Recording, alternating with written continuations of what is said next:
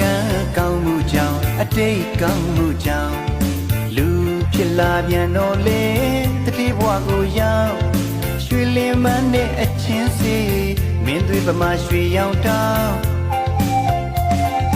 ပညာသင်လဲမပူရ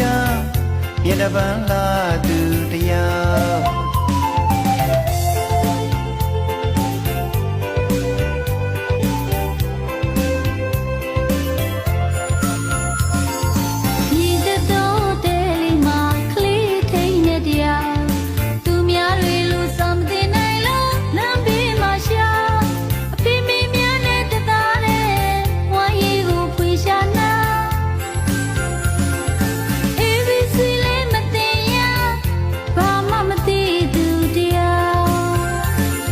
ကရုဏာမျက်ဝန်းများနဲ့ဝိုင်းဝန်းစား